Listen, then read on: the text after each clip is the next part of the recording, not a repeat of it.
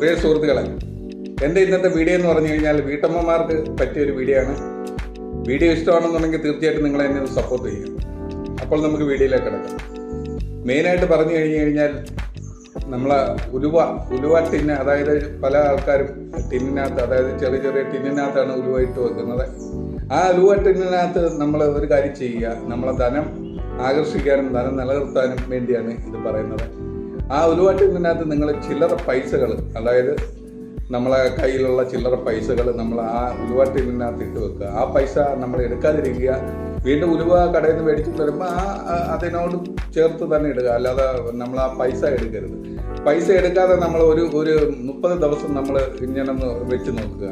തീർച്ചയായിട്ടും നിങ്ങളെ വീട്ടിൽ ധനം നിലനിൽക്കും, ധനം വന്നു കയറും എന്നാണ് എൻ്റെ ഒരു അഭിപ്രായം. അതുപോലെ തന്നെ നമ്മളെ വീട്ടിൽ കലഹങ്ങളൊന്നും ഉണ്ടാവാതിരിക്കാനുള്ള ഒരു ടിപ്പാണിത്. അതായത് നമ്മൾ കറിക്ക് എല്ലാം ഉപയോഗിക്കുന്ന കടുക് പൊട്ടിക്കാനായാലും ഇത് ചെയ്യുന്നതിനായാലും എല്ലാം നമ്മൾ ഉപയോഗിക്കുന്ന ഒരു സംഭവമാണ് കടുക്. ആ കടുക് നമ്മൾ എടുക്കുന്ന കൂട്ടത്തിൽ നമ്മൾ 1 മണി കടുക് പോലും നമ്മളെ വീട്ടിൻ്റെ നിലത്ത് വീഴാതെ നമ്മൾ അത്ര ഭദ്രമായി സൂക്ഷിക്കുക. ആ കടുക് നിലത്ത് വീണ് കഴിഞ്ഞാൽ തീർച്ചയായിട്ടും അന്നത്തെ ദിവസം അവിടെ എന്തെങ്കിലും ഒന്നും പറഞ്ഞ ഒരു കലഹം ഉണ്ടാവും. നിങ്ങളൊന്ന് ശ്രദ്ധിച്ച് നോക്കുക. നിങ്ങൾക്ക് ശ്രദ്ധിച്ച് നോക്കിക്കഴിഞ്ഞാൽ അത് മനസ്സിലാവും. അതുകൊണ്ട് ആ കടുക് നമ്മൾ ശ്രദ്ധാപൂർവം ഇട്ട് വേണം പാചകം ചെയ്യാൻ. അല്ലാതെ കടുക് നിലത്ത് ഇട്ട് നമ്മൾ ഒരു കാരണവശാലും ഉപയോഗിക്കരുത്. അത് ഉപയോഗിച്ച് കഴിഞ്ഞാൽ ആ വീട്ടിൽ അന്ന് കലഹം ഉണ്ടാവും തീർച്ചയാണ്.